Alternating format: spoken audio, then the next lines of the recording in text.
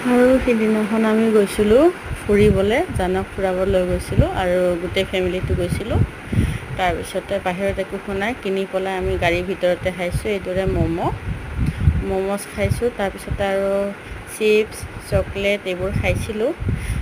যি হওক আমাৰ জানে অকণ ম'ম' খাব পৰা হ'ল, মানে ভিতৰতো নাখায়, বাহিৰৰ বাকলিটো খায়। তাৰপিছতে হেমলতা ধাবাৰ পৰা ভাইটিয়ে এইদৰে বস্তু কিনি আনিলে, মানে ঘৰত একো নাখাওঁ আৰু তাত নাখালোঁ, বাবুৰ কাৰণে অলপ দিগদাৰ হয় খাবৰ কাৰণে।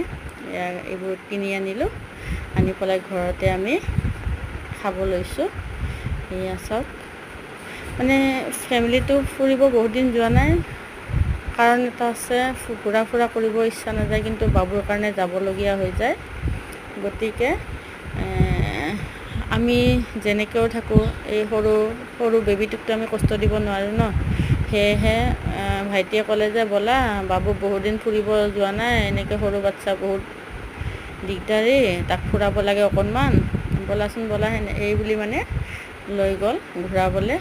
আৰু বাহিৰতে আমি এনেকৈ ডিনাৰ কৰিম বুলি ভাবিছিলোঁ, কিন্তু বাবুৰ কাৰণে বহুত প্ৰব্লেম হয়, বাবুয়ে খাব নোৱাৰে যে যা তা বস্তু, মানে সেইকাৰণে বাবুক ঘৰতে ভাত তাত বনাই দিয়া হ'ল আৰু আমি এইদৰে কিনি আনিছোঁ।